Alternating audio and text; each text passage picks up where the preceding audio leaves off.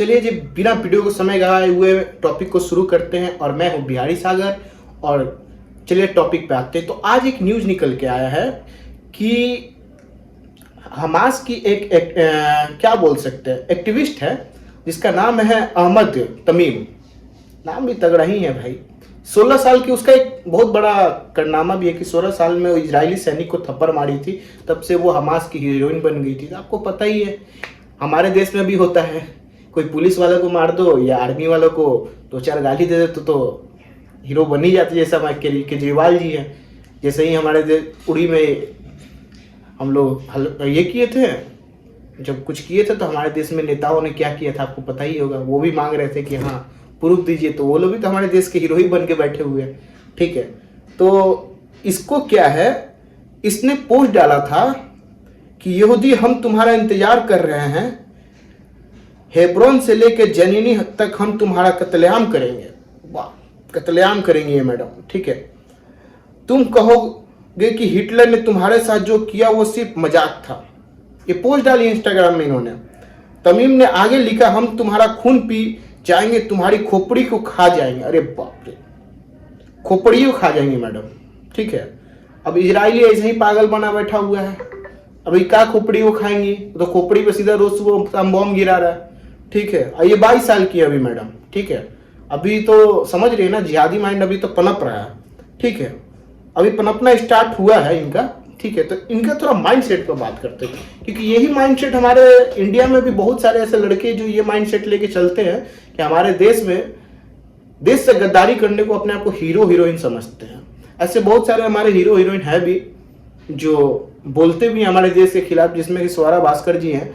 वो देश को खिलाफ को बोलने का मतलब कूल समझती हैं, थोड़ा समझती हैं कि देश के खिलाफ बोलेंगे तो हम कूल कहलाएंगे। वो इसी में से ये एक मैडम है 22 साल की। अब इनको गिरफ्तार कर लिया गया है।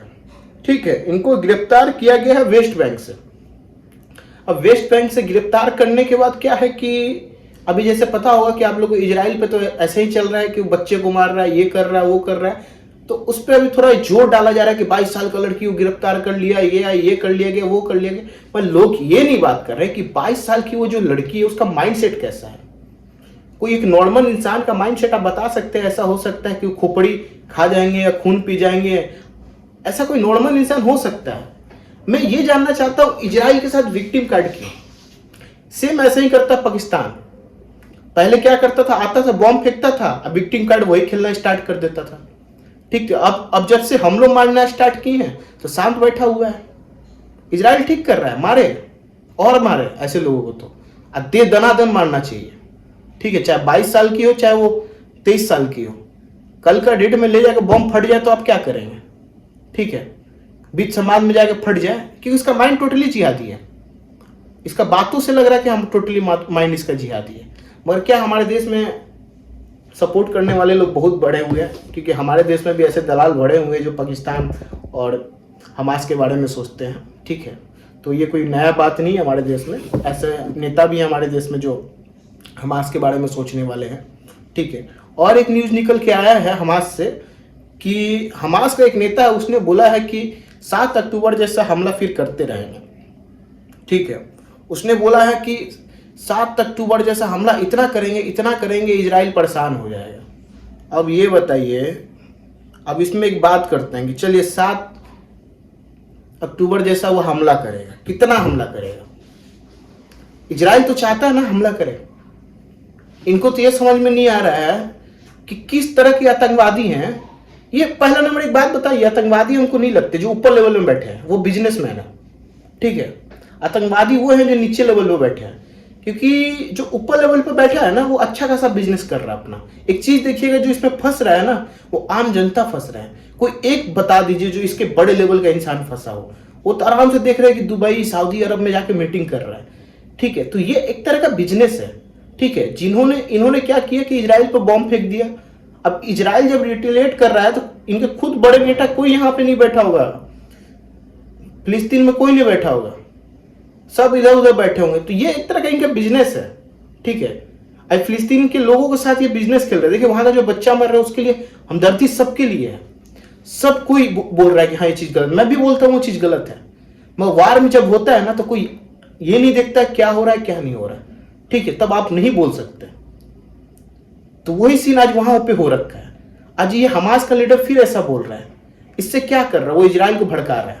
एक बात देख लीजिएगा, इजराइल कुछ नहीं होगा। इजराइल से एक न्यूज भी आ गया आज कि इजराइल क्या करेगा, हमास का जो मतलब फिलिस्तीन को जो है 2 टुकड़ा में बांट देगा, उसका नया मैप निकालने वाला है।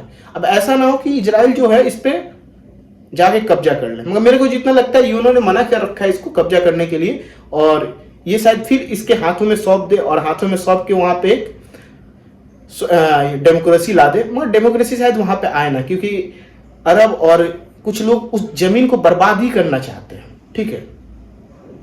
उस जमीन को जो है लोग आतंक फैलाने के लिए मतलब आतंक फैलाने के लिए उस जगह को इस्तेमाल करना चाहते हैं। वहां के लोग जो है इसमें फंसते जा रहे हैं। और दिक्कत क्या है ना, लोग गुस्सा किस पे है, लोगों को गुस्सा इससे इस पे है कि लोग उसको समर्थन भी कर रहे हैं। अरे देखिए, आप समर्थन करिए, नो दिक्कत, कोई बात नहीं है समर्थन करने में, बस समर्थन करने से पहले आप देखिए कि आप कैपेबल है कि नहीं इजराइल से लड़ने के लिए, ठीक है। हाथ में आपके ये क्या बोलते हैं फुलझड़ी लेके बैठे हुए, वो उधर लेके बैठा हुआ है, परमाणु बम सब कुछ।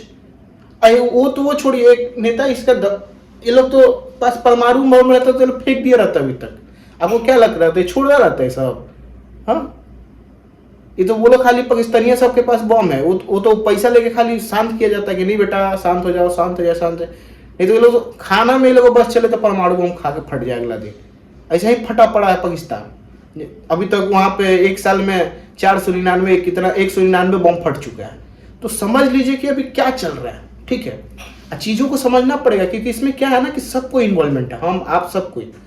आपको लग रहा होगा कि जंग में हमारा इन्वॉल्वमेंट नहीं है, मगर इस जंग में हमारा भी इन्वॉल्वमेंट है कहीं ना कहीं से, ठीक है। तो इस सब चीजों को ध्यान देते हुए अपना ओपिनियन रखना भी बहुत जरूरी होता है आप लोग के लिए। तो अपना भी ओपिनियन वीडियो में रखिए और चीजों को समझिए, और आपका क्या ओपिनियन है कमेंट में बताइए, ठीक है। और वीडियो पसंद आए तो लाइक सब्सक्राइब शेयर, नहीं आए तो भैया कोई बात नहीं है। जय हिंद, जय भारत।